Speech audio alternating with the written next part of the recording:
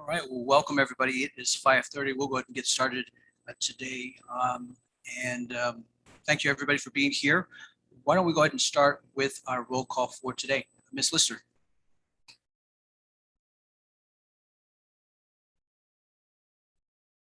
Present.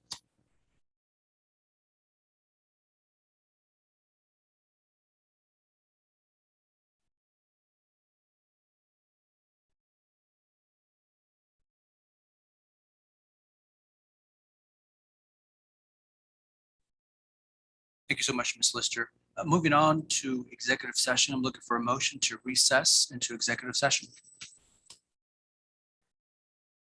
I move that the Board of Education of USD 501 recess into executive session for 30 minutes with leadership to discuss negotiation topics for the 2022-2023 school year, along with the board's position, to preserve the board's position in negotiations and to return to open session at 6:00 PM in the boardroom. All right, we have a motion. Is there a second? Ms. Schmidt, sorry. All right. Motion and a second. Any discussion? If not, we'll go ahead and move for a vote. Ms. Lister.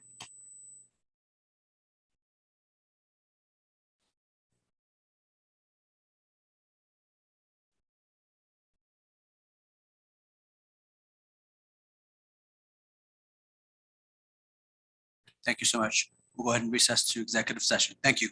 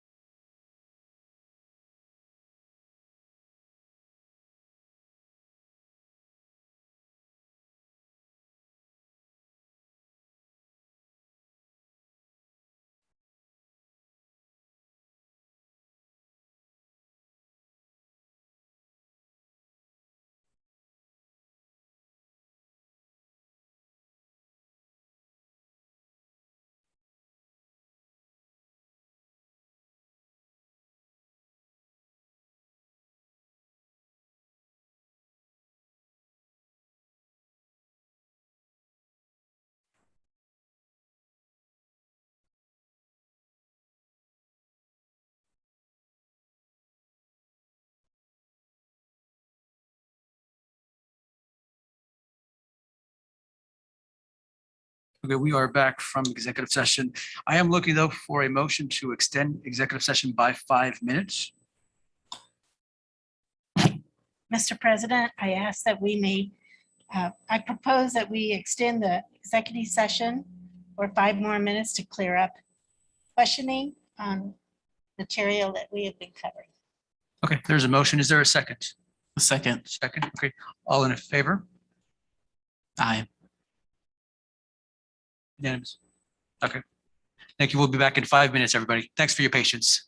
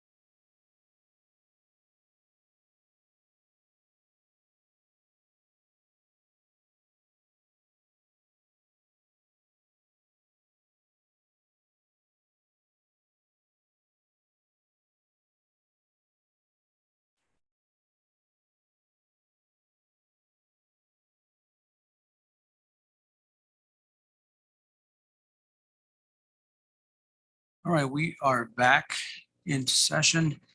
Thank you, everybody, again, for your patience. We appreciate it. Next on our agenda is the Pledge of Allegiance. Dr. Anderson. So excited. We have a working man amongst us who is the first student apprentice in the state of Kansas. Mr. Lopez, can you come to the podium and help us do the Pledge of Allegiance, sir? You're looking sharp, our Highland Park student.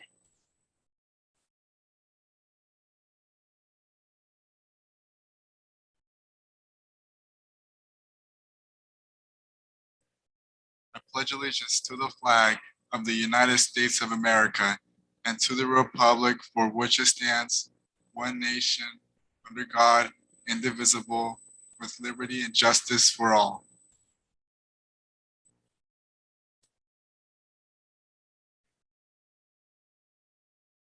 Thank you so much, Mr. Lopez. Sure, we'll hear from you here shortly, but before we do, next on the agenda is the adoption of the agenda. Mr. President, I move that the board approve the agenda as presented.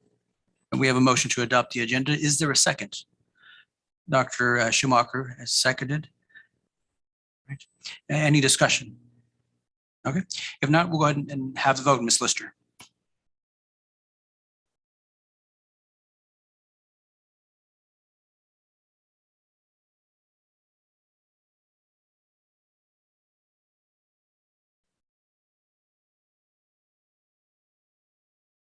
Thank you so much. Next on our agenda is school highlights. Dr. Anderson. My favorite time of the program. So one of our school highlights this evening, we're going to go a little out of order. We do know that you just heard from Mr. Lopez, but since he's a little older than this next student, we're going to start with Week of the Young Child and the proclamation. We have a kindergartner with us, and I happen to see her on social media, shaking hands and signing autographs and all kinds of things. And so as she was hobnobbing, we asked if she would grace us with her presence and help us with the proclamation. So at this time, we'd like to ask for, and let me, Miss Ramona Allen, but her parents, where are you? Oh, and there's our Scott family. All right, so you're gonna, oh, well, that is a on the screen.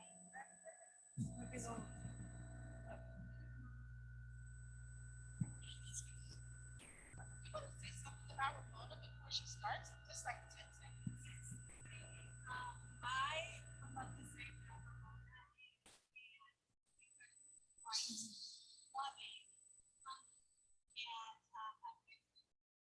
she knows a lot about a lot of things, and it's also amazing to hear her. She's very artistic as well.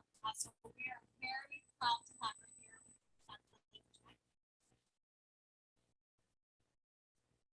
Whereas the first years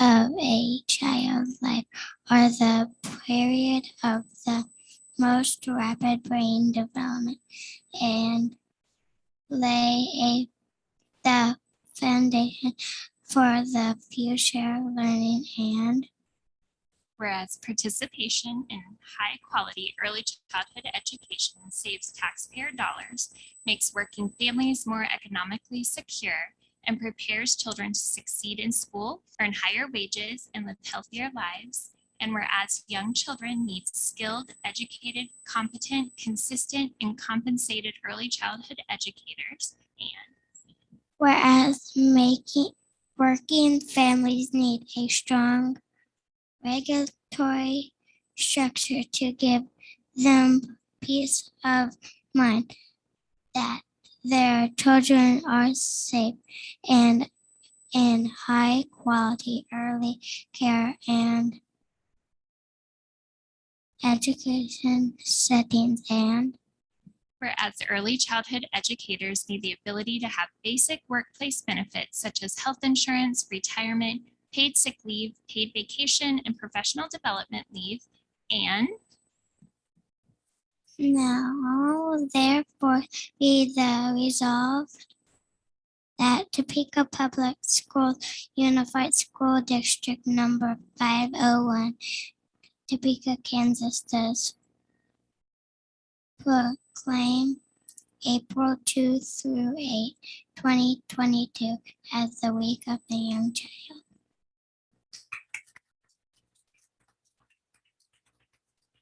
Mona, don't go away. You were so good. I know they're going to have questions for you and your mom. So here's the amazing thing. And you know what, Ramona, we're going to just walk on. Mm,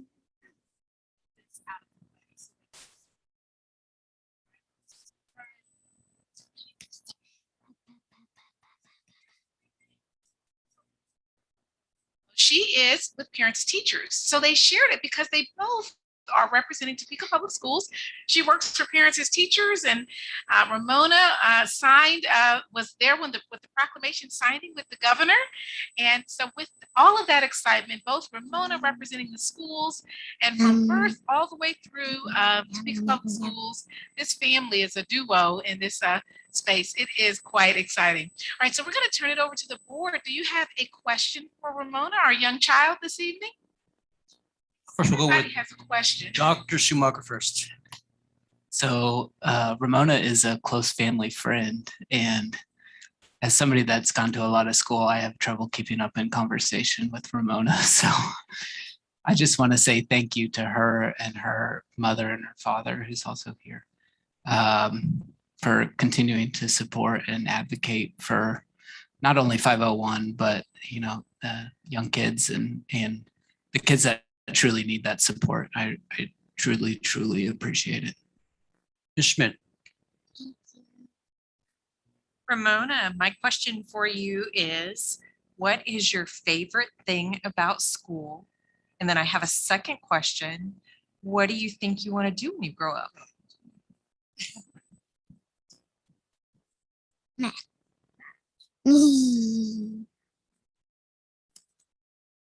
A veterinarian.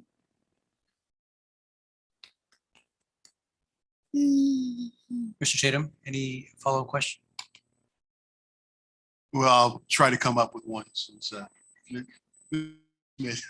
stole my Ramona. You seem like a very delightful young lady. Yes, she's like, oh, I better leave now. Thank you for being here. And you come from a long line of very wonderful Topekans, your mother certainly included.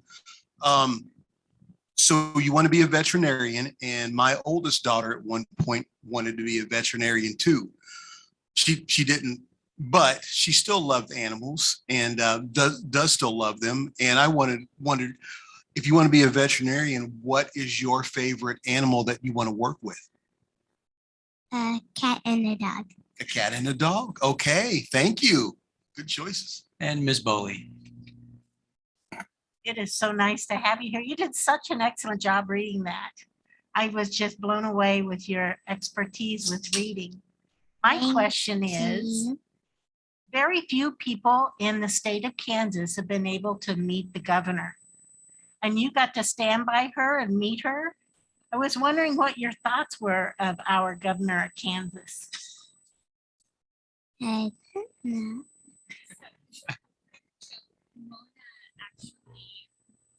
Presented a picture. That's what the card is right there. She wrote her card telling her thank you for advocating for young children and families.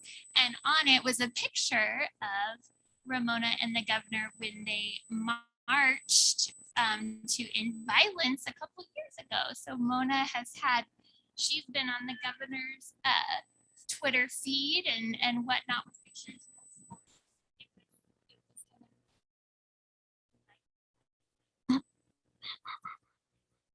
You appreciate it.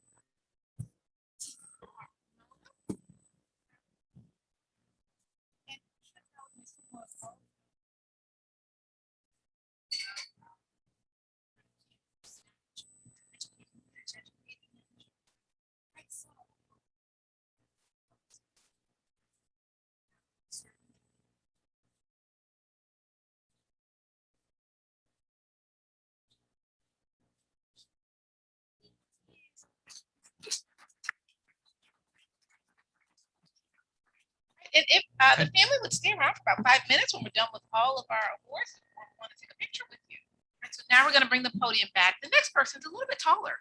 How old was Ramona when she first started to read? That is 3? amazing. You have a photographic memory. So our next recognition at this time, we're going to ask for our, first our principal. I see our Highland Park families here. So Mr. Buckendorf and Mrs. Giardina, the associate principal, they're here. We're going to start the video. So please indulge us. We start the video and then, I'm sorry. Right. We always have a video. So we're going to go ahead and start the video. Park was just here for senior. Was that 2 weeks ago? One Topeka student is working in the Kansas Department of Education, getting paid and getting class credit for it too. The trifecta. 13's Danielle Martin is live this evening at Highland Park High on how this will sure advance his future.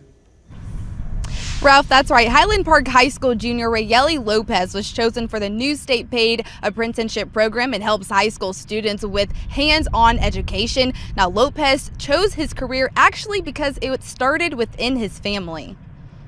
There's many people who wanted to do that and do the experience and stuff. So me being accepted to that, I was like, wow. Rayeli Lopez is working an information technology job during his school hours. It's a part of a new paid apprenticeship program from the State Department of Education and Jobs for America's graduates. It opens doors for students who are high school students to gain credit and get practice and experience in the world of work. Rayeli went through an interview process to become the one student selected. The fact that they didn't know Mr. Lopez and they picked a student that's a Hispanic student even further speaks to equity and access. So this is a game changer, not only for Topeka Public Schools, but really a game changer for Kansas. He's just the first, but after the first, there will be many more that'll follow. Lopez says his family inspired his interest in IT. My brother Carlos, he really likes technology. The first time I saw him like build a computer, I was like, wow, how does he do that? Yeah, I just got it off of him and my dad. He fixes these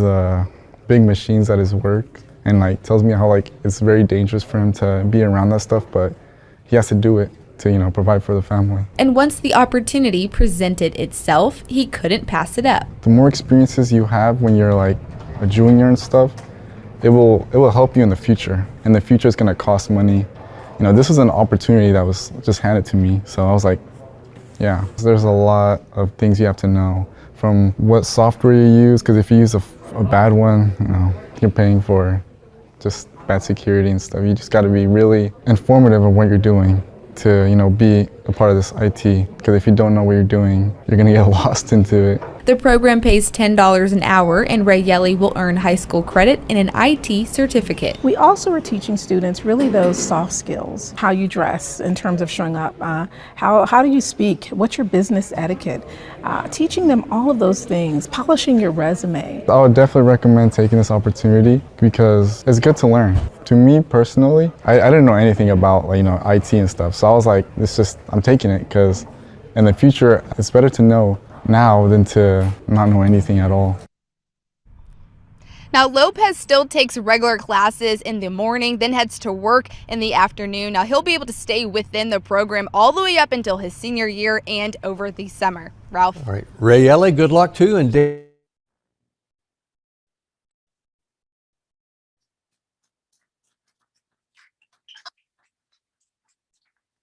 Mr. Lopez, can you please join me at the podium? And we have your certificate. We are so incredibly proud of you.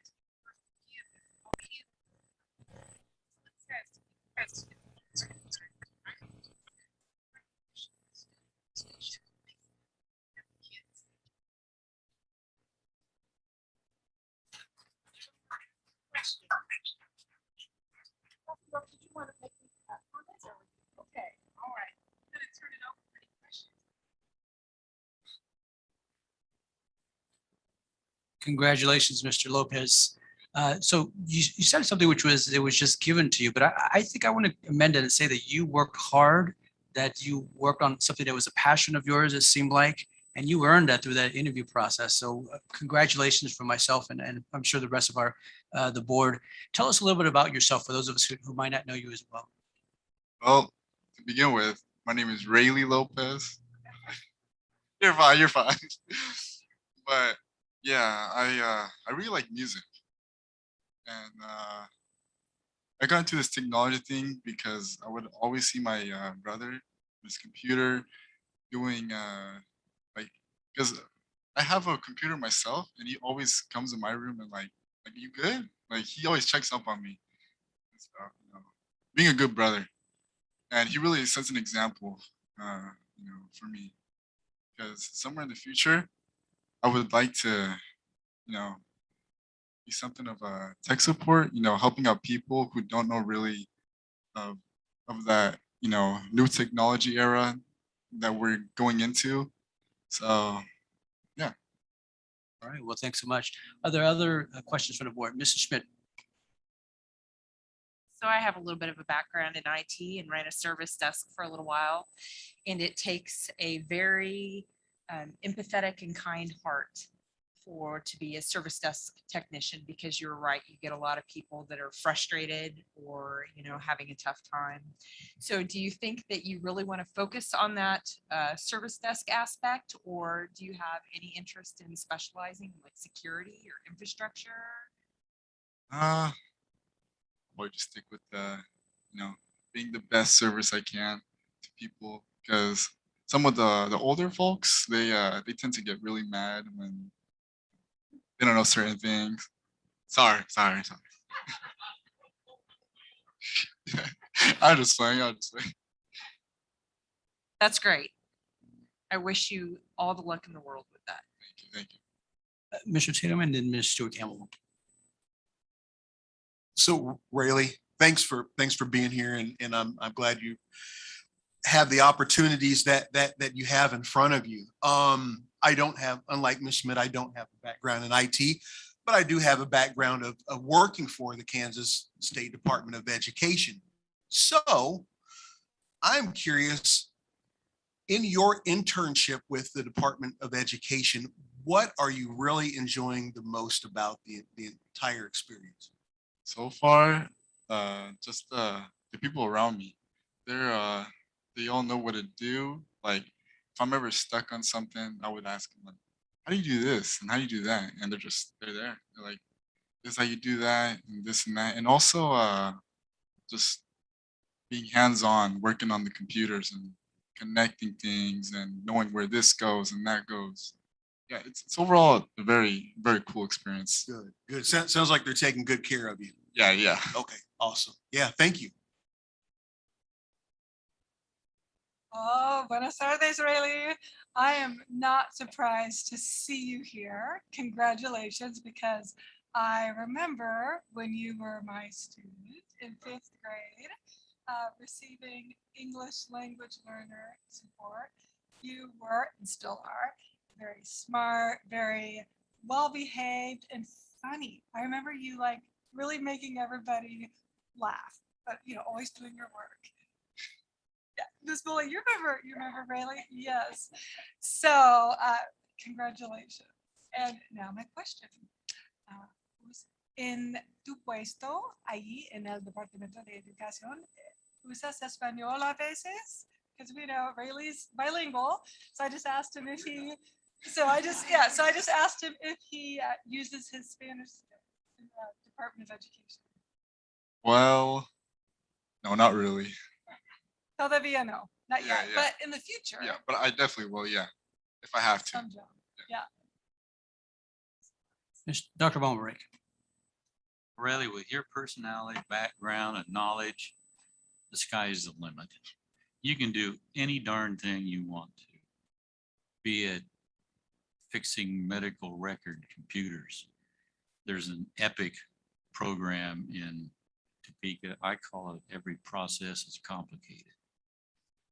But, you know, with your background, you can go anywhere in the world. You can do anything you want. Congratulations. Thank you. Ms. Bowie. I am so excited about this. Congratulations to you. This is a parent that has been so involved and so caring and so supportive of her family, and to see it pay off so nicely. Isn't that wonderful? I'm just so happy for both of you, your whole family. Congratulations. And it is so good to see you again. I won't ask you another question you got to think about. I just wanted to like, yay. We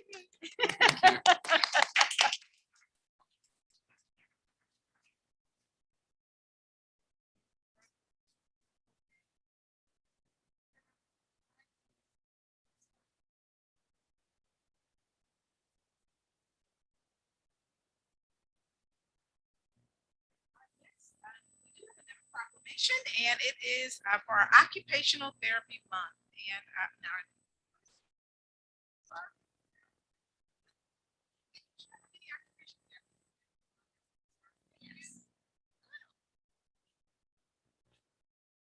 We actually have 6 certified occupational therapy assistants, and we have 15 occupational therapists within the entire Topeka Public Schools.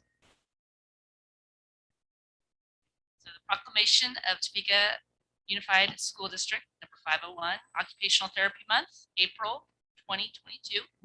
Whereas the American Occupational Therapy Association has declared the month of April to be known as Occupational Therapy Month. And whereas school-based occupational therapists and occupational therapy assistants make valuable contributions in improving student performance and reducing barriers to student participation. And Whereas occupational therapy services are provided to Topeka Public School students in preschool through 12th grade to address their physical, cognitive, psychosocial, and sensory needs. And whereas the health and success of our students depend upon the effective use of healthcare resources, including the important services of occupational therapists and occupational therapy assistants. Now therefore be it resolved that Topeka Public Schools Unified School District number 501, Topeka, Kansas, does proclaim April 2022 as Occupational Therapy Month.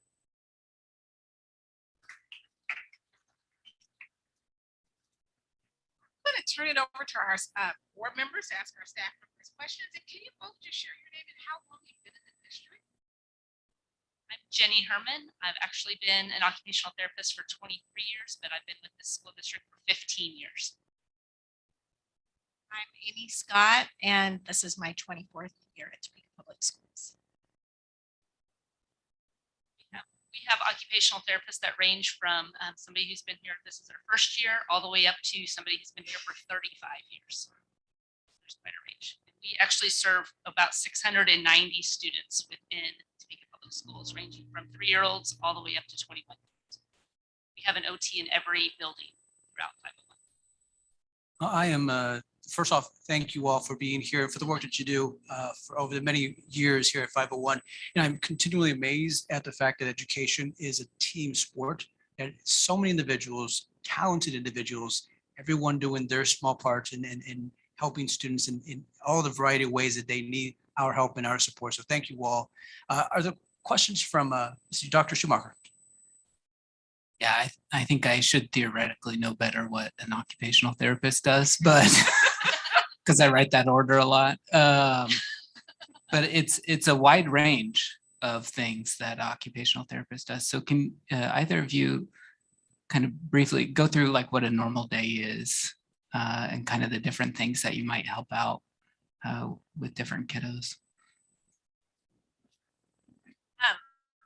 Well, we of course help kids with physical problems and disabilities, but I would say that the majority of our kids, kids who have mild developmental delays, but I think things that people don't realize we do a lot of are working on attention skills and helping kids be organized and regulated, their sensory systems, and their attention so they can learn. Fine motor skills. There's a lot more than just handwriting. I mean, when you think of OT, a lot of times you're thinking of handwriting, but there's a lot more to it. We're looking at core strength. We're looking at their fine motor, how they use their hands together, how they see things, so that visual perception piece of things. So we are looking at a lot of different skills within different activities. A lot of times we're mainly preschool for the ages that we work with, but a lot of it just looks like play to them. But we're working on so many skills through play. So a typical day, I go to a different preschool every single day and see different kids sometimes in the morning and then an afternoon class as well. So we have quite a few kids on our caseloads that we serve and do evaluations throughout the school district.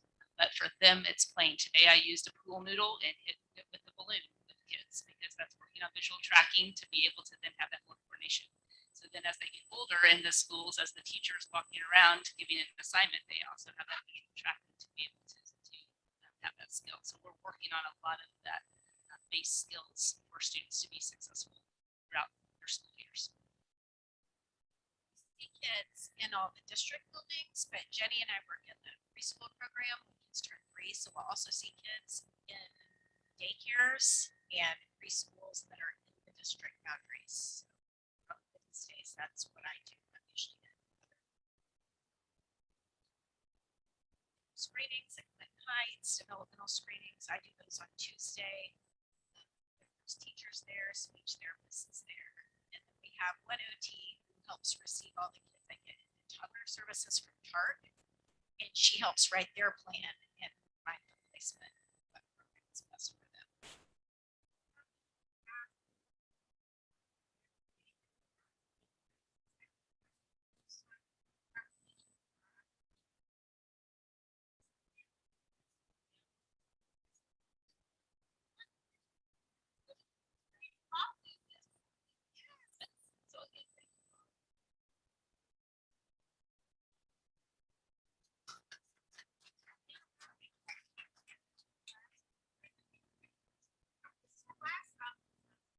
Our last acknowledgement, we have, Miss Abe, she gives so much to our schools, and tomorrow she'll be giving donations to a variety of schools. So Hillary Abe with Horace Mann is here this evening, and I'm going to turn it over to what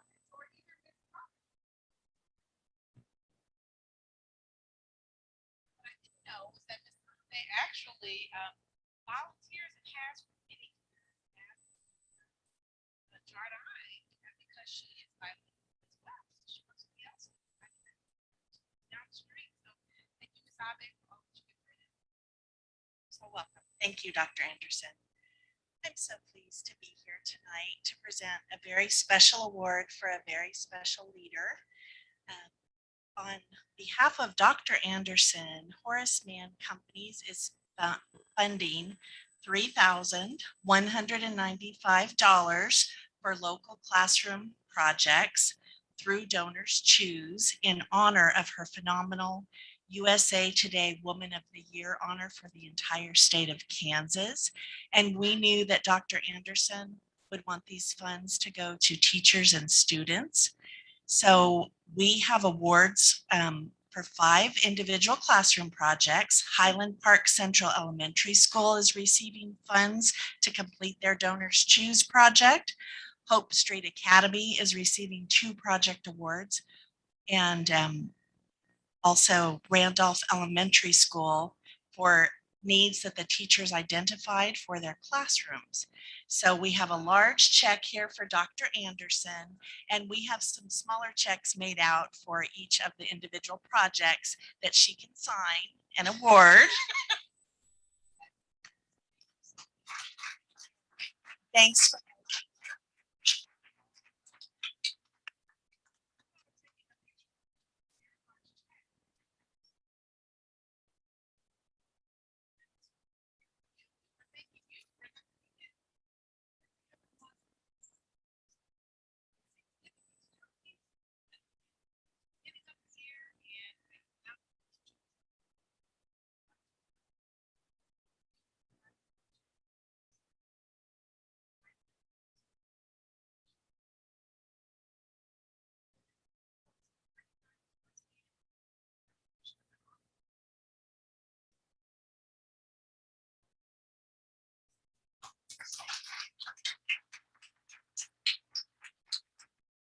That does conclude our last award. So everyone that got an award, starting with our youngest,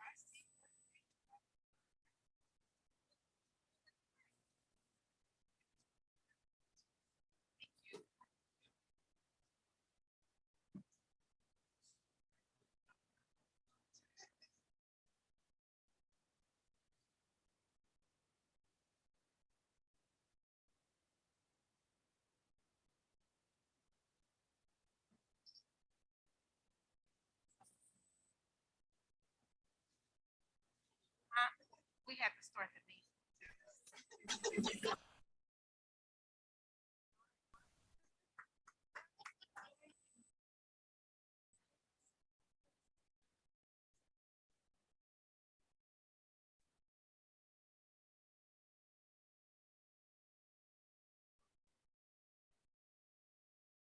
All right, we are going to go ahead and get started. School, yeah, school highlights always the best part of the meeting, but it does have to come to an end at some point. All right, moving on to the next item on our agenda, which is 6, public communications. Ms. Lister, do we have any requests for public communications? All right, thank you very much. Moving on to 7, which is business by consent. I'm looking for a motion. Mr. President, I move the board approve the items of business by consent as presented and authorize the board president or superintendent to sign the special projects and purchase contracts for and on behalf of the board. All right, thank you very much. We have a motion. Is there a second? Dr. Bowenbrake, seconds. Any discussion? Okay, seeing none, we'll go ahead and move to a vote. Ms. Lister?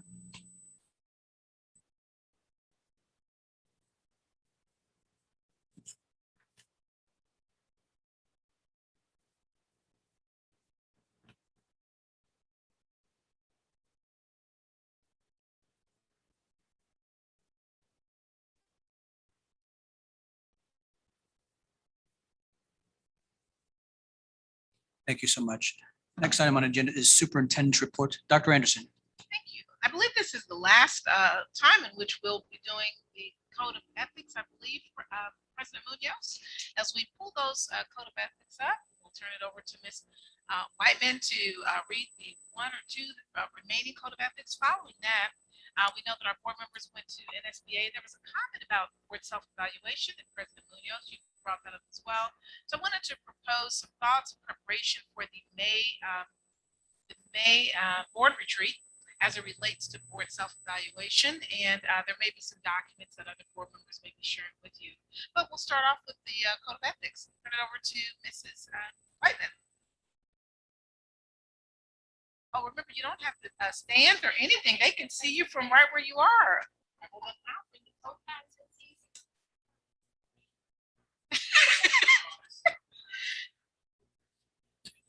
Thank you. And usually I don't need a microphone because I have a 7th grade teacher's voice. So thank you very much. The last 2 items on the list were number 9 and number 10. And those are basically, thank you, Dr. Anderson. The first one is in the positive. We make all decisions based on district goals and policies. And the nice thing is we always have the mission in front of us that focuses on engage, prepare, and inspire. But also you as a board set goals and then you evaluate those goals on a yearly basis. And as a board, you will be having that opportunity to do so at your retreat so that you can get together and discuss not only where you want to be the next few months, but in the work of school board business, we're always looking at 2 or 3 years ahead of time, where you want to be 3 years from now, where do you want the district to be as a board in 5 years. So that goal setting process is something that is done on an annual basis. And just like the staff evaluates instruction on a regular basis, looks at data, then the board goes through the same process of looking at what are our goals, have we met our goals, what do we need to refine, what do we need to look to doing better in the business of providing a quality public education. The don't for that, or downside of making decisions based on district goals and policies, is that as elected board members, it's important that you focus on what's best for all students in the education process and not make decisions based upon special interest or certain groups because of a maybe individual interest in one program versus the all the quality education for all students, so that the students graduate from Topeka Public Schools with all the skills that they're needed to meet the our Gannon school finance criteria that set what a quality education looks like. And it's the board's responsibility that all programs support those educational goals of preparing all students to be productive citizens in the world of work, whether they go directly to work, whether they go to college, or whether they go into a trade technical school. Number 10 is, do you consider the recommendations of the superintendent, who's the chief administrative officer, on all matters pertaining to education, and the deputy on all operational matters? As your board attorney, you will always hear me say that as a board, you always want to consider the recommendations of your superintendent. The superintendent by Kansas law is charged with the goal of managing the district on a day-to-day basis, subject to the rules and regulations of the board. So the board provides the framework through your rules, policies, and regulations, but the day-to-day operation of the district is done by the person you hire, who is the superintendent, to manage, Dr. Anderson, to manage the district on a day-to-day basis, subject to your rules and directions. As a board, you can always change the policies and directions, but as far as what the board does, but how it's done on a day-to-day basis is within the purview of the superintendent and associate superintendent. The don't side of that ethics guideline is that don't undermine the decision of the board. And I call that, in Kansas law, it's the rule of 4. And the law says that when any 4 of you as elected officials vote in the affirmative, that the board has spoken.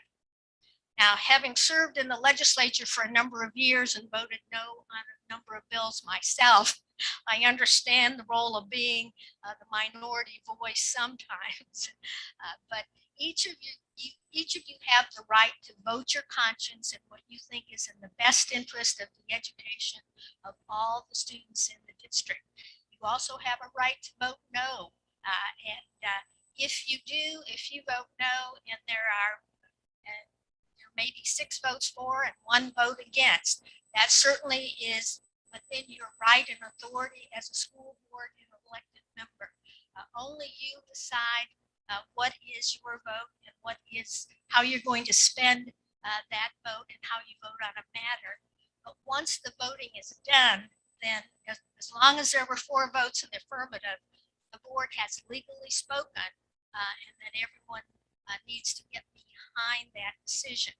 That's not to say that maybe 2, 3, 4 years from now, your position might become the majority position on the board, but it takes time to develop a consensus. Most of the work of a school board is done by compromise, working together, trying to achieve the goal, and then fine-tuning it as you go along. That as a board member, as an individual board member, you cannot legally speak for the board. The only person who speaks for the board is generally your elected president and vice president. Other than that, when the board speaks or votes, I always use the phrase, the board has spoken, they voted affirmative, and I support the board's decision until it's changed. But decisions can change. Anytime from meeting to meeting, a decision can change, and the vote can change. Usually it takes or happens and occurs over a period of time. So any questions that anyone has? Dr. Bongray.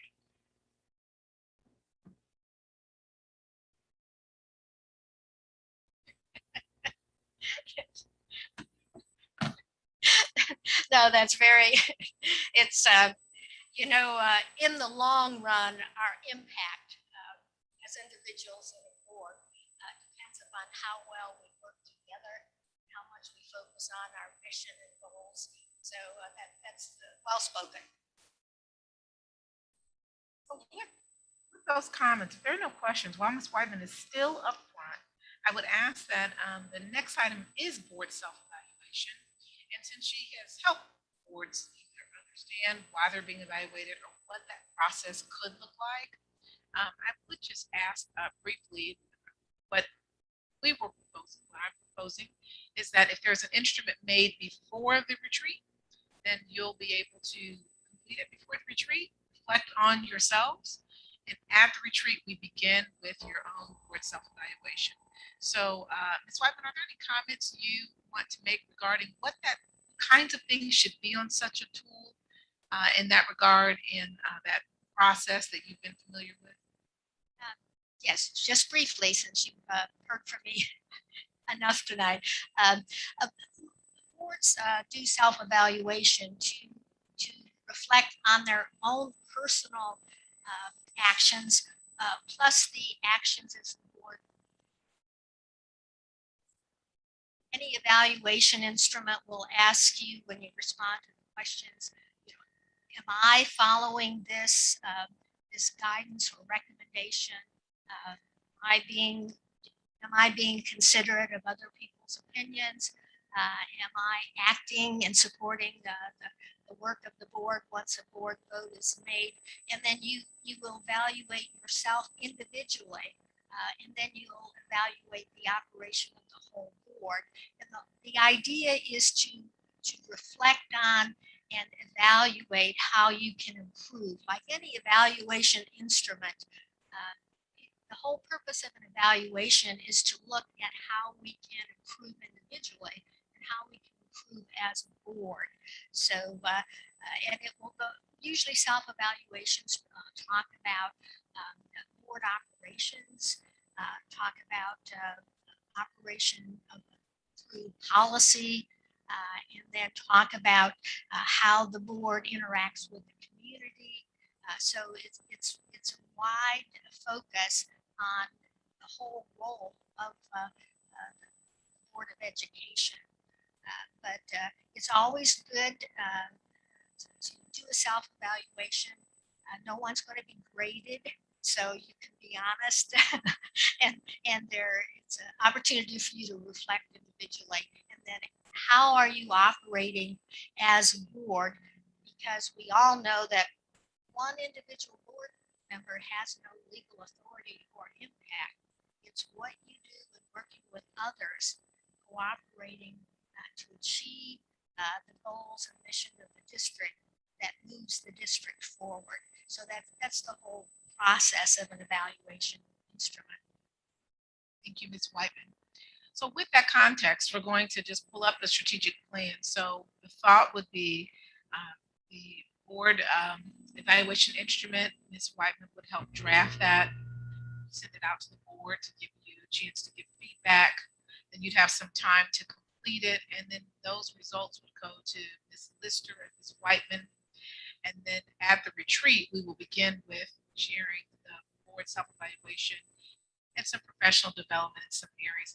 That also would allow you to then kind of rank some things that you want to work on as a board so that you have the best possible working relationship. Outside of that, that's great. I'm a little too short, so because there are two people I can't see. So thank you so much, sir. I appreciate you. Outside of that, we also just went through accreditation. We will not get those final formal results until the fall, but the preliminary recommendation is very good. It was quite impressive, but those categories under accreditation, you would not have necessarily viewed those categories yet because you're still new to the board. And so as we look at accreditation and we look at the sections of early childhood and some of the items that are in our strategic plan, those are the presentations that you would get some opportunity to learn about in depth. So you'll have a few speakers, 2 or 3, and then everything we gave the accrediting body, the team that came and listened to us and stayed with us all day, you would be able to see that same information in that space. Ms. Wallace, did you want to make a comment on what their informal initial recommendation, which Ms. Boley heard, and Mr. Munoz did attend a portion of that as well, but would you like to share that? And then we're going to go to the one pager with the pillars.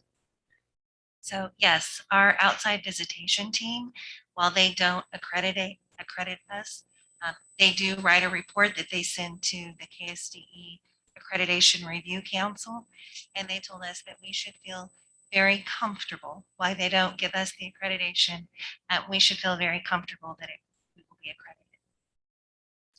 So we're excited that their recommendation is for us to move forward, and we'll be awaiting what those final results will be. But it's over the 5 years, so it's an opportunity for me to also see after that first year of learning and listening, what happened over these last 5 years and what was that progress. So again, you'll get a chance to see that on the other part of the retreat. So the first hour or so is really board relationship work guided by Ms. Whiteman and your own self-evaluation. The next hour or so will be really focused on learning about things in the strategic plan, because all decisions should be made in alignment with the strategic plan. And it's why on our board agenda, I always put strategic plan, and I generally put whatever goal is we're talking about that particular day. So we have 5 pillars in our strategic plan.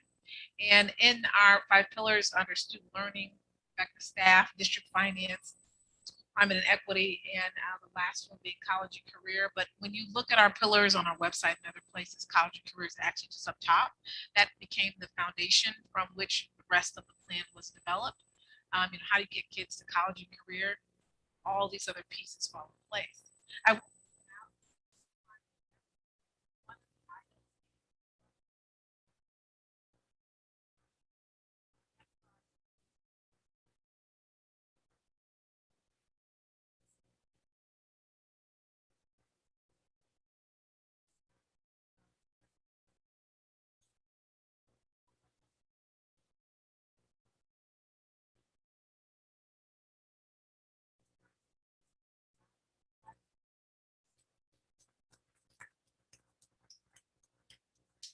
So she was on the personnel report, but the other item that was in there was a K-12 dual language program.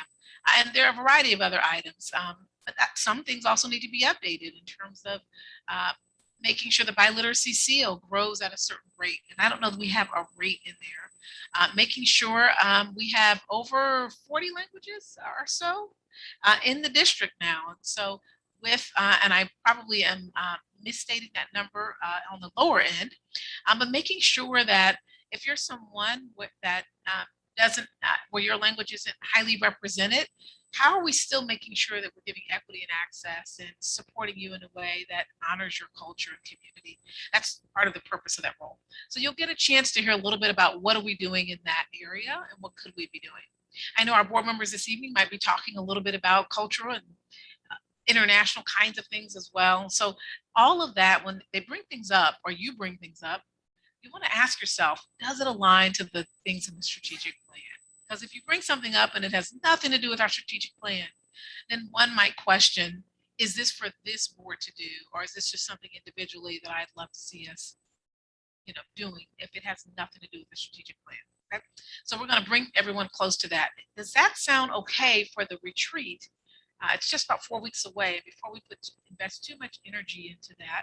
And then we were proposing it would be at Bishop as opposed to being at the board building, if that is satisfactory. What are your thoughts?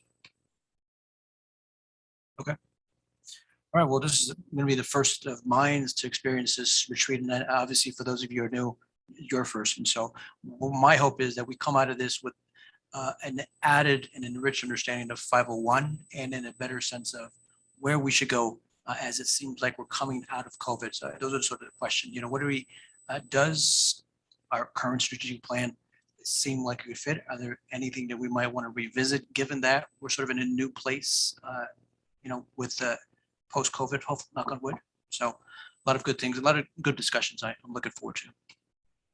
That really concludes the main part of our update. Since I did mention Dr. Mejia, the other principals might be listening in and saying, well, what about the fact that I just got an opportunity as well? So let me just make sure to acknowledge and also mention to our families that are listening, many of them may already have some initial information.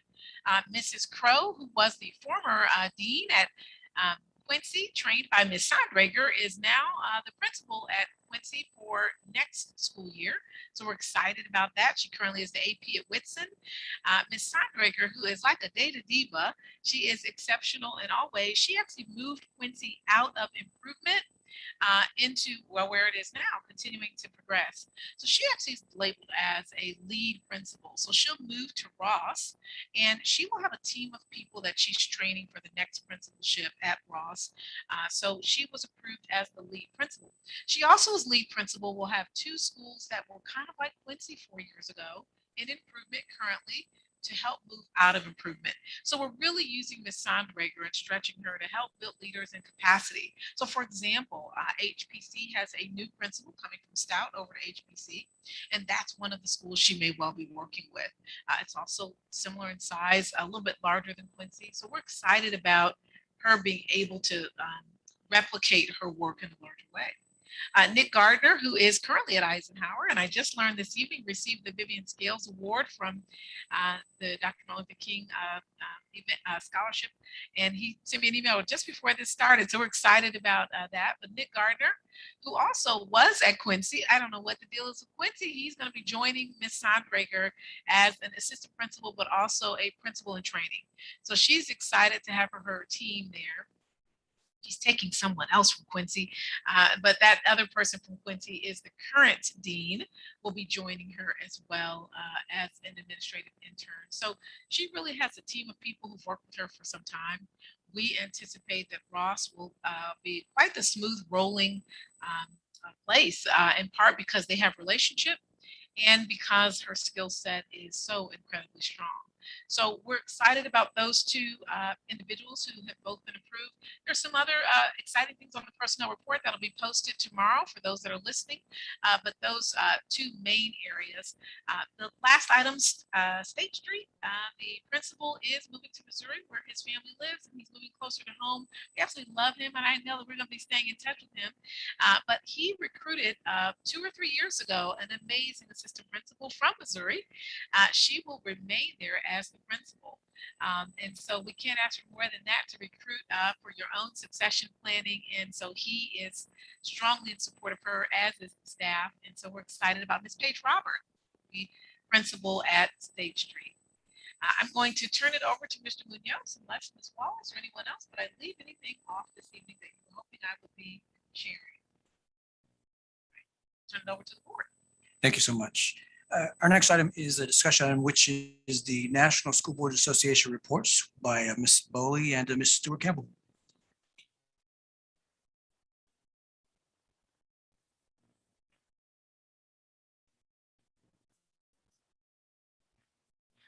Thank you, Mr. President. So the National School Board Association conference 2-3 weeks ago in San Diego that Ms. Bully and I got to attend was excellent. And of course, the highlight was the Magna Award ceremony and celebrating Dr. Kemp and Dr. Mejia. But I did attend some sessions, and I was like, which one should I share about? So I decided I'm just going to share about 2. I'm going to share about 2 of the sessions that I attended. And the first one, Ms. Whiteman was just talking about this, and as she was talking, I was thinking, oh yeah, I was going to talk about that tonight. So that fits in really well, and it is all about school board self-evaluation and goal setting. So that was one of the sessions I attended, and I thought, we should do that. What a great idea. And in this goal setting and self-evaluation session, we learned about how the school district sets goals for, a school district sets goals for itself, and the board sets goals for the superintendent. But this was specifically about how a school board, as a governing entity, how it sets goals for itself and then evaluates itself annually to assess how well those goals are being met. And then also identifying areas to improve. So I think that that's just very powerful and important for us as a school board to do something similar. And I gave the rubric that particular school district uses, I gave that to Ms. Lister.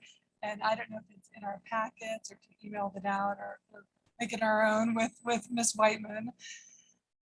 So, okay, so that was the first session that I wanted to talk about. The other one is about the International Baccalaureate. So did anybody have a question about that? Yes? What's that? Oh, okay, actually, before I move on to talking about the International Baccalaureate, did anyone have any questions about the school board self-evaluation, goal setting? I have a question. When you talk about goals for the board, what kind of goals do they give you examples of what things other boards have set for themselves? Yeah, there were some examples of what kind of goals they set for themselves. Just like how they plan to. Okay, so of course the goals are in alignment with the strategic plan, with the superintendent's goals, but just how they as a school board can more effectively like streamline their goals with that of that school district.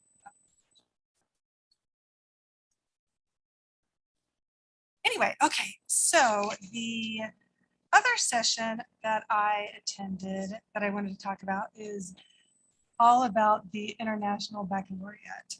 And at our last meeting, I gave everybody a copy of this. And basically, okay, so this was presented by a school district in Texas.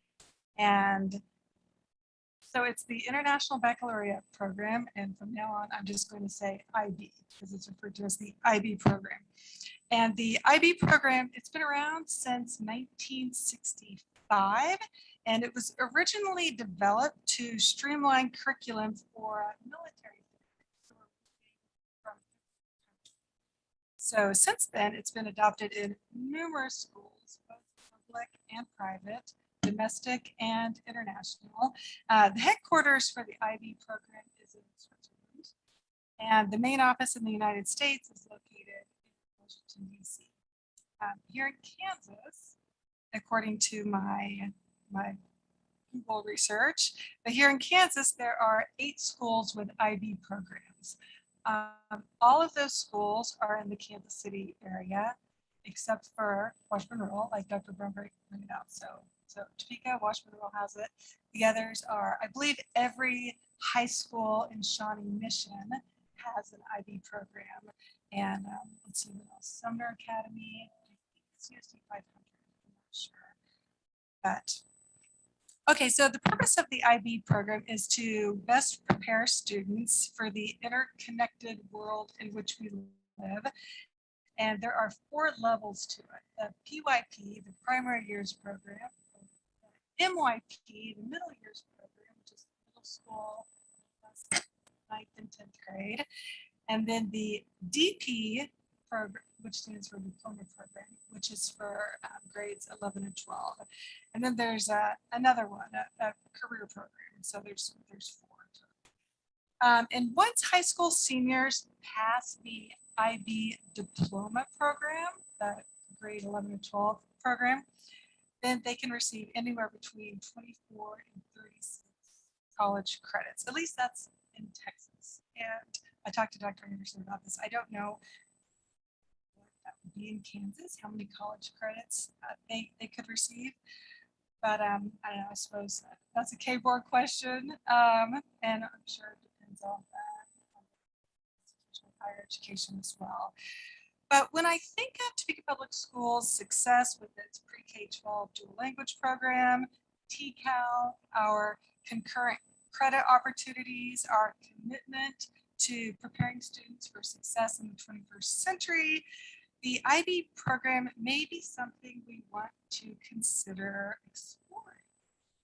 So if there is consensus amongst us tonight, if there is consensus for us to just consider exploring it, then what we could do is we could request, there's an IB consultant from Dr. Kelty, who Dr. Anderson and I talked about this as well. And he's based in DC, and he has said that if there's consensus among us to move forward with just learning more, that's all we're talking about tonight. We want to learn more. So Dr. Kelty would avail himself to present to us sometime at our next meeting, we're going to want to do that and answer, just present us all about the IB program, the costs, the benefits.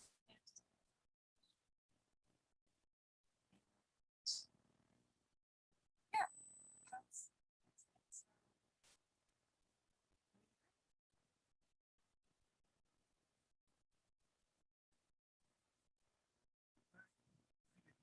Or do you,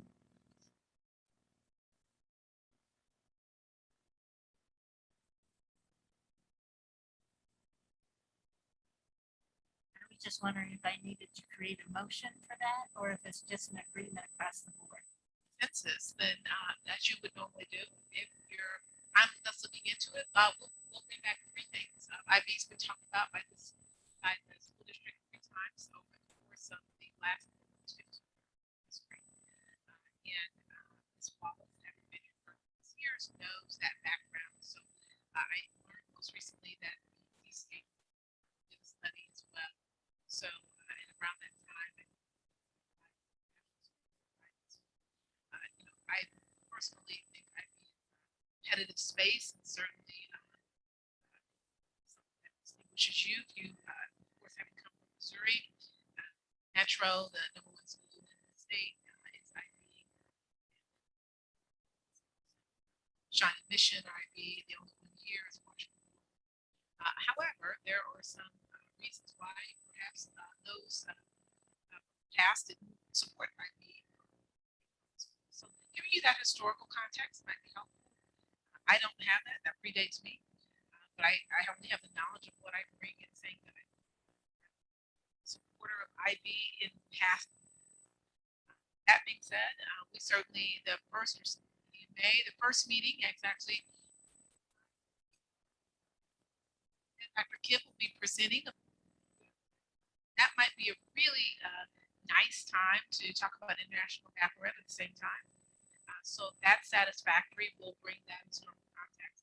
If the speaker can't come on that day, if they come on the next one, you at least have heard the background. Ms. Wallace can tell you what it is, what it costs, because there's a cost to it for the district, and to give you some of that information. Anything else? You have consensus? I think it looks like we have a question for Dr. Schumacher. I just, and it might be because of competition, if it's, we have a lot of school districts in Kansas, so why is there a limitation to the 6 school districts or whatever in Kansas that participate in it? That makes me skeptical of the other however many 100 school districts we have in the state of Kansas that don't participate, but maybe it's there's only so many spots. I think, I don't know. It's possible to speak to why, just very briefly, to speak to why there might be hesitancy. I can tell you in Missouri, and I mentioned Metro, that's in St. Louis, of course, having the chief academic in Kansas City. College prep is the IB that's there. Fast forward over here, with the Washington Rule, would you know why there's so few IB programs? I can speak to why perhaps we didn't previously go with IB, which was the feeling that one, it was very expensive, and two, it would be, we would have a lot of high school programs competing with one another for students, whether that's dual language or IB or our AP classes.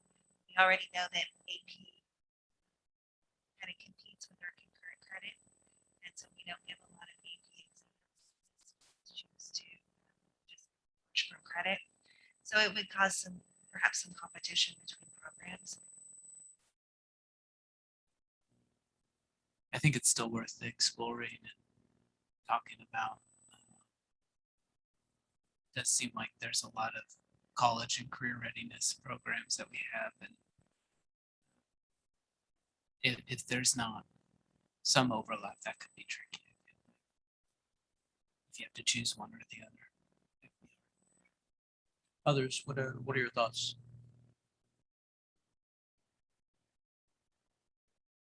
I definitely think it's worth at least exploring and learning about. I'd be interested in hearing some of the data behind it, what that might bring us versus the investment. Exactly. So it seems like most of us are interested. I as well. I mean, I think the purpose of us going to these national conferences is to get ideas of what others are doing, bringing those ideas back and seeing if it's a good fit for us. So as long as we're limiting ourselves to simply just learning more, exploring this, seeing whether it's a good fit for us, I think that we just seem to be on the same page. Bring it back at the next board meeting. I did think national kinds of recognitions. Mrs. Bowden. So first off, I want to thank the district for allowing me to attend. I appreciated the opportunity to learn. It's interesting to find out that boards are doing many different things, even the way their boards are set up and the numbers of board members. Some have just 5 members and some have 12 or 13 members. You know, it's always an odd number, but that was very interesting to see. The first one that I went to was a board self-evaluation tied to governance core, and it did have that. Mr. Munoz had talked about some type of evaluation for a board. So that class session was very interesting to me, and I was able to bring back an example of what Troy, Michigan had put in place. They luckily had a board member who actually makes surveys and questionnaires for a living. So he was able to build this with consensus, and it was a pretty thorough self-evaluation. But they'd also done some book studies around this before they actually got into doing this self-evaluation, because they were explaining that it is hard work and a lot of self-reflecting. So it can be, you know, a hard process to go through as a board. But in the long run, they felt that it was very worthwhile. So I brought that information back and gave it to Ms. Whiteman as an example of what another board has been putting in place. Went to a master class turning high poverty schools into high performing schools. And as they were talking about examples across the nation of turning schools, lo and behold, our superintendent came up on the video screen at one of her first, it was your second superintendent position, and showing off her tennis shoes and working the crossing guard, and and it was so hard to not say, that's my superintendent. But during this time, they were talking about really seriously looking at our student data, really having social emotional in place, caring for the community and the students. For example, putting washing machines in school buildings, as our superintendent has done. Very much of their study was around what our district is doing to help support those students of poverty. Their suggestion is to always be paying attention to the results of the students' performances, and when they're not performing, why? Checking into that. What is the why of that struggle? We had presenters or keynote speakers, and one of them was Damian John from the Shark Tank, and he really does hate Mr. Wonderful. There's no doubt about it. But he was talking about learning from your mistakes and growing from that and creating that community around you that helps you build success. On Sunday morning, our illustrious team presented at their session, and I was just so proud of them representing our district as they did, and talking about closing the equity gap in our communities here. And they did a wonderful job for that, making our district very proud. They had a full room. They were able to answer questions, very good questions. Dr. Mejia can run in heels very well. they just did a really excellent job representing our district. And we had a lot of questions afterwards about how we're doing this program. And I had to skirt off 2 people trying to get to our superintendent to offer her a position. And I told them, I don't know if it's true. I told them she wasn't looking. So she is very well known nationally and makes us proud. At the general session, we got to see the Magna Award awarded on a national stage. Dr. Mejia and Dr. Anderson were the ones that received the award along with other schools. They divided it up in the size of your district of students you are servicing.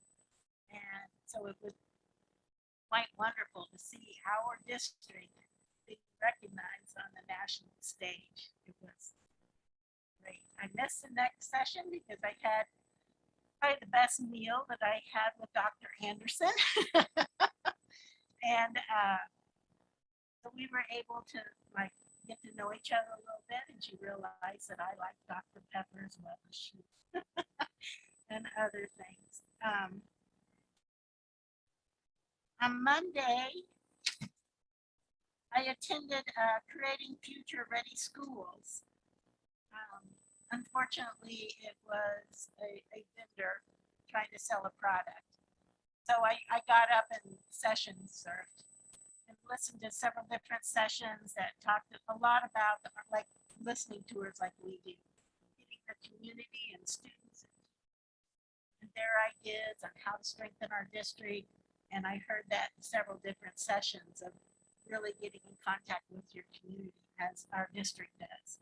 So it was very validating to be there and hear the good things that we're doing, and self-evaluation, I think, is a really large step for us that will just empower us.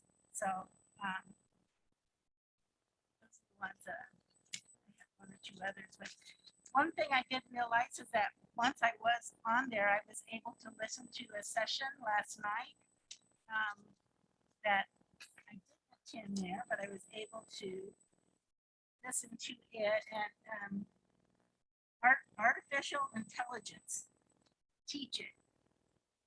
And it was very interesting talking about the algorithms that are being put together and how we need to start informing our kids and teaching our kids. And they made us make a pledge that we will go back and find that person that will implement artificial intelligence. And my eyesight is going towards Mr. Gowan to help us move into that future piece. So that would be it. We actually have AI through teaching and learning. So we can come back and share what we're doing in the area of AI as well as robotics. And that would be a nice way to end off the year. So that is exciting, teaching and learning. In addition to Mr. Gowan's work on digital equity, that would be a great opportunity. I have a QR code that has a lot of free websites that can be used across your district and introducing and helping kids move forward in this that I will share with Ms. Wallace. Yes. Thank you. Thank you again for letting me go. Thank you all. And it's a good note for the rest of us is that if we ever get the opportunity to be able to go to a conference, know obviously that while attending these, that we'll have a report to give once we get back to make sure that those ideas that we do listen and we hear about, we get every opportunity to make sure that if that's a good fit for us, that we avail ourselves to explore those. Dr. Anderson, do we want to wait till next board meeting to hear from Dr. Mejia about the presentation, or next board meeting to align with Cinco de Mayo? Thank you for asking. I think she came because she's on the personnel report and she said, and there's for something else. Oh, she came for Ramona. I was gonna say that. So she came for Ramona, and while she was here, she's on the personnel report, but she knows it's next board meeting. Thank you for asking, sir. we'll hold on tight until that next meeting. Okay. Thank you both for sharing out your experience and those ideas that you came across. Next item on the agenda here is board member comments and / committee reports. Dr. Bonebrake.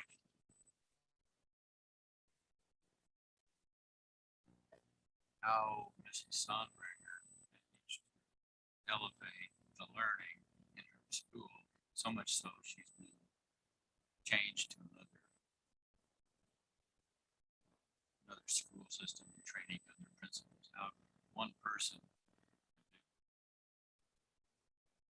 So be that as may, it doesn't have to be done now, just sometimes. Ask this question. I'm glad that you shared that on Ms. Sonbaker. Would it be of interest for schools? For schools, at one point, Carter, I think the principal's been there maybe 12 years. The first 5 or 6 or what just wasn't as much movement. Of course, now Carter is one of the top 30% in Kansas. And so I wonder if we had a small cluster of 2 or 3 schools that moved the school from where they were to much, much higher levels of performance, more out of improvement.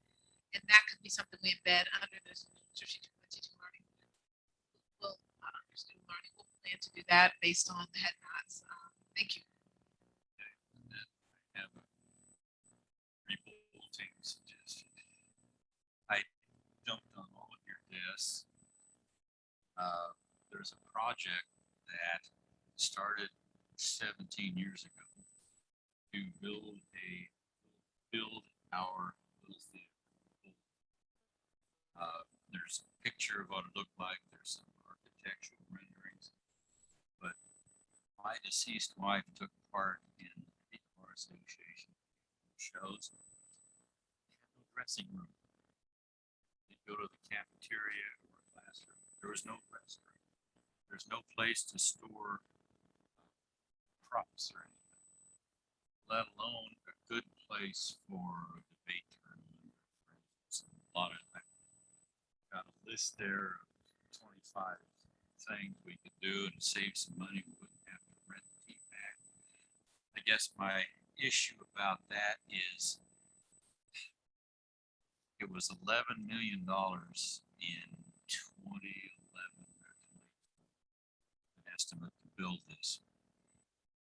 And I wonder if Washburn Rural failed to pass the financial support for a swimming pool. It did get on past for other things. I think it probably yes or 3 cover this, but it would be a definite asset.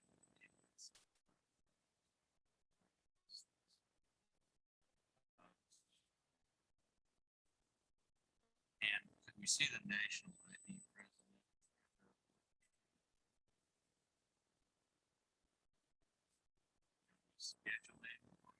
IP presentation, I think in May, Mrs. Strickland, which is he available the first or third board meeting? And if he's available the first, you might see him in 2 weeks. And if not, the next available time. Yeah, if I could just add, he told me that he consults with school districts around the world and professional schools. So he told me that about any time.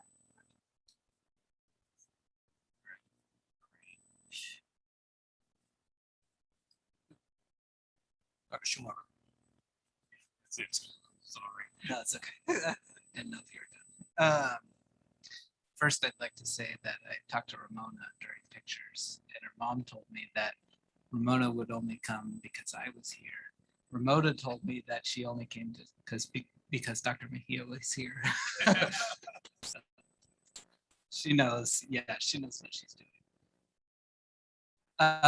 So we had personnel committee just before the board meeting, and we had a nice review with Mrs. Whiteman about the policy that affects the hiring and kind of what we do within personnel, which was nice to dive into a little bit.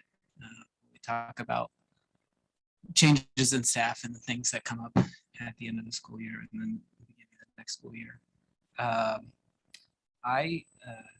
Beyond that, I did attend the Meadows Spring Fling a week ago, which was a lot of fun. I enjoyed that. Nice little, almost like carnival type atmosphere. And I just wanted to give a shout out to Mr. Rob Hayes, assistant principal at Topeka High, running the Boston Marathon. He got third in his age group, which is amazing. And he ran it, 2 hours, 45 minutes and 41 seconds, which for me is like 1 mile. So to run a marathon in that time is incredibly impressive.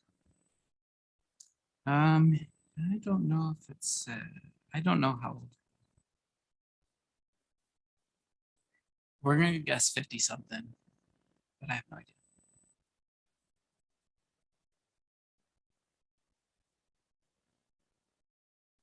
Mr. Tatum.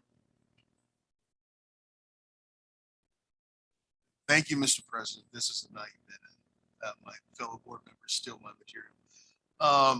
I also will give a shout out to Rob Hayes for what is absolutely just an amazing accomplishment. I think that's completely impressive, and we've got so many rock stars that are working for public school district. It's just amazing. I mean, we're like just oozing star power here.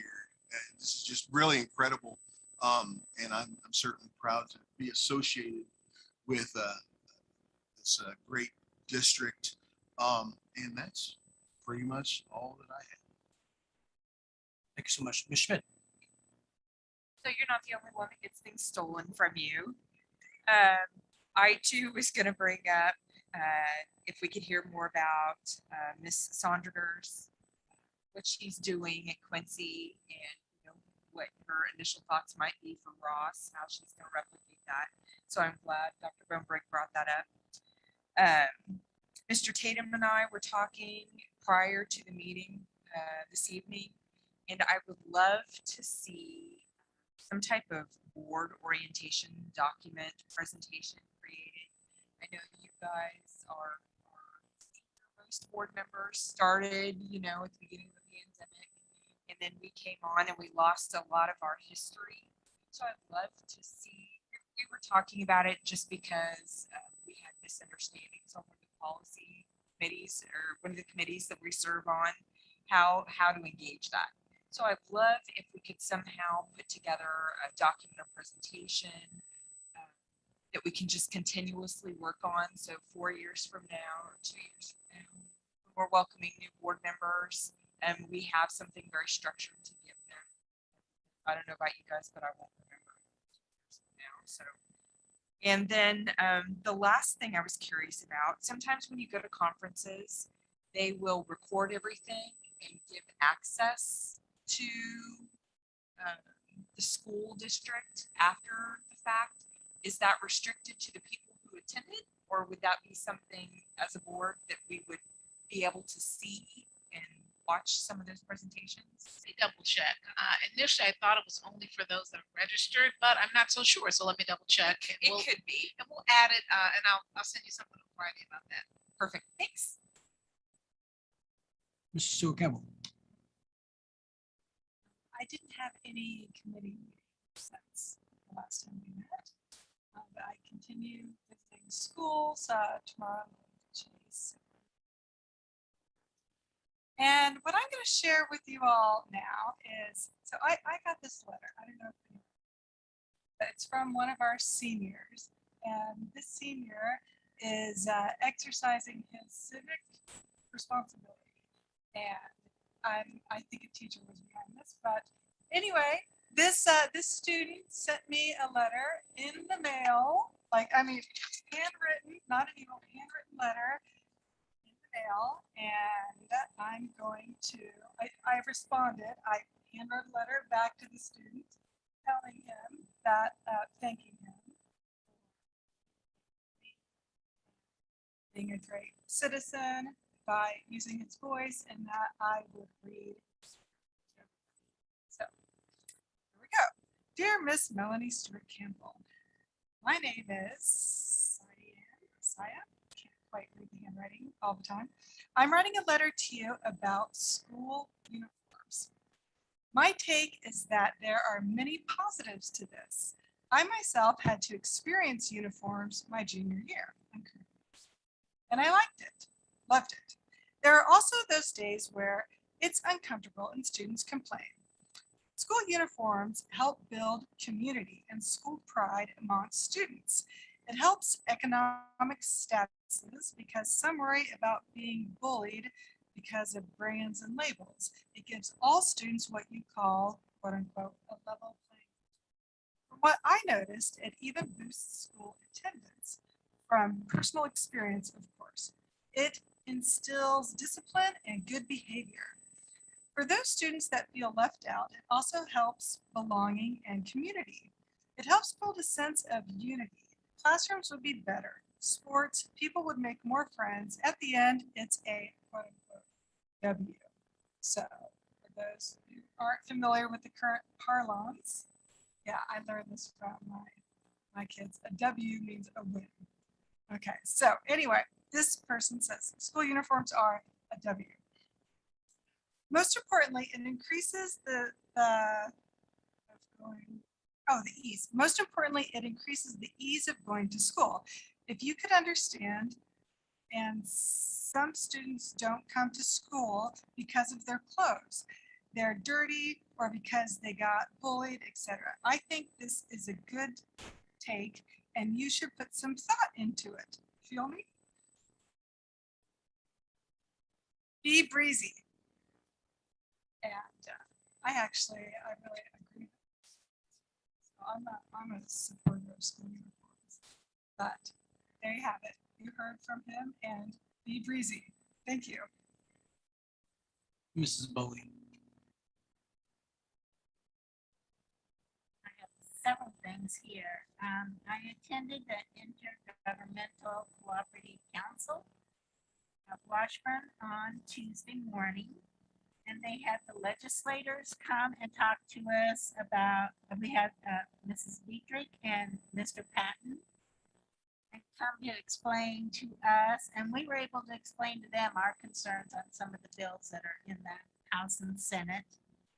They explained that the K-12 budget bill has not reached the governor yet. They're kind of holding it to be able to possibly put other policies in that have been vetoed already. And if they're able to attach it to the K through 12, since there's no line item for our governor, that could be a way to get some of their items passed that maybe haven't passed yet. The governor has signed 102 bills already. And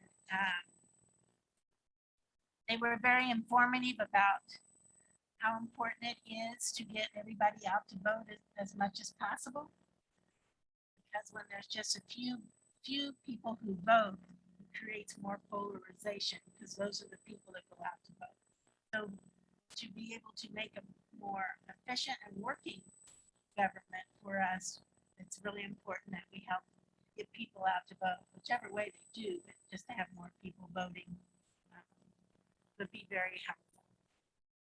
And also particularly in the primaries, because it picks candidates that are maybe more central rather than on the far left or right. I had a Sheldon report. They're really pushing summer school for their students. They are sending out enrollments for that.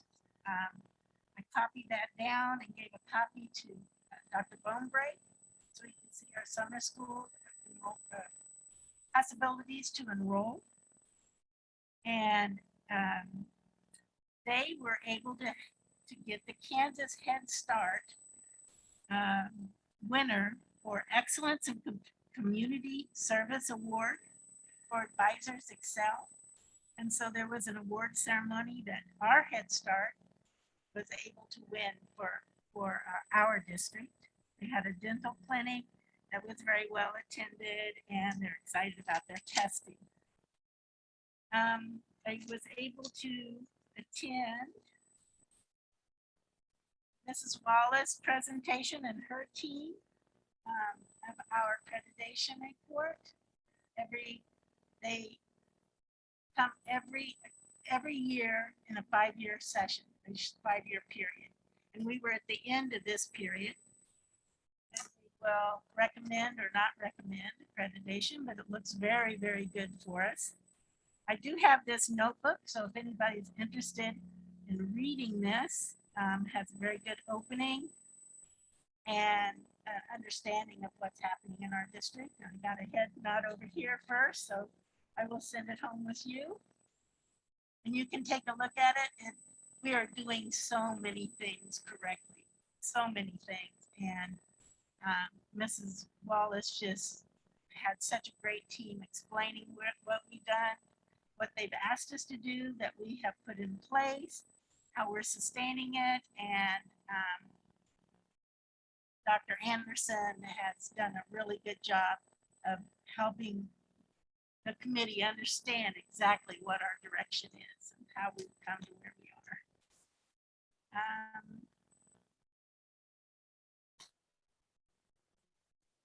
Thanks. I think that's it. I think I might have missed one, but that's the best I can do right now. Thank you so much. I would echo Ms. Bowley's, her what she's taken away from the accreditation presentation. I also have a notebook, so if there's a second person who wants to check that notebook out, I've learned a lot about what's going on behind the scenes in 501 and the thought that goes into lots of different layers, from administration down to teachers and administrators, paying attention and tuning in to where our students at, what do they need, how can we push, how can we think outside of the box. And so I think it's really important for us to sort of know those sort of details. All of it's inside of there, and I'm looking forward to our retreat. We'll hear more about that. So that's first off, just echo Ms. Bowley. Second, in our finance committee, we talked about internal controls for finance and audit purposes. Obviously, an important part of our role and our responsibility is making sure that our funds are taken care of in a very appropriate way. And so we learned during our finance committee meeting all of the work that goes into making sure that funds are tracked, that no person who receives an invoice can send out a billing, nobody who can receive invoices can write a check, all the intricacies that they're built into place. And that's not an easy thing to do. And I think we've said it before, but the work that the finance team headed by Mr. Robbins does is incredible, to be able to have on multiple layers, everything functioning in as seamless as possible way. We all know that financing coming from lots of different sources, tracking all of that and making sure it's used in an appropriate way is an incredible task. And so we do, I think here at 501, we do that. We do it quite well. So I was happy to hear that report from our finance committee. Recently, I'm terrible at getting rid of stuff when I shouldn't, and particularly when I'm talking about our PCs. And recently, there was an effort to collect PCs, a program called PCs for Peoples. And our very own Scott Gowan was involved in that effort together with the city of Topeka. So these are old computers which are collected, they're worked on, refurbished, and then they're given out to individuals who could use them. And so I think I just wanted to sort of let you all know that there's a lot of work going on, not just by Mr. Gowan, but by all of our staff in different ways, giving back to our community, to those who truly deserve it. So they all deserve, everybody, a recognition for that work. So great job. Lastly, it's before we know what graduation is going to be here. So I think we have about 3-4 weeks by my calculation, probably less. I think all that we can do to sort of encourage our teachers to thank them for an incredible year, and then also begin to prepare ourselves for celebrating those seniors who've come out of an unimaginable last 2 years in their schooling. So I'm looking forward to that. It'll be here, I think, Saturday, May 14th, if I remember right. Mr. Munoz, you all do have your graduation packets in front of you today. And so when you take that out, we try to type up for you, where do you park, where do you go. Now, when I started, something that we did in our old district that was brought here are the senior salutes, which in this district, you just have a program. The senior salutes, personally, I started the middle district just because it's nice to have the photo of every student. It takes quite a bit of work. So Dr. Gray's team actually gets those photos. You have the one for Hope Street because that's the next graduation coming up. So that is Wednesday, May 11th for those that want to attend that. And they have theirs at their building. With that, so everyone has a Hope Street one, but you're going to get one that is down. This is just a copy run off the printer. So you can see, but everybody follows the same format of the Senior Salute, which is the format from my past district. Dr. Gray also put in front of you just the write-up, tells you all the graduations and any details that you might want to know. Like you might want to know, where's your regalia? It'll already be there. It'll already be steamed for you, all of those things. But if you want to get it in advance, we can take care of that as well. Yes, we'll have all of your things there for you. We'll have a staff member there. Often Mr. Robbins, staff member, Ms. Mosier is there to make sure you have all the things that you need. We'll have refreshments in the larger graduation as well there in the room. Space, a hospitality space, but all that's in the information. And then the last item is your parking pass for the Hummer graduation. So just encourage you, and if something was left out, then please let us know. But that is exciting. I'm so glad you mentioned it. I forgot to mention your graduation package. Yes, ma'am.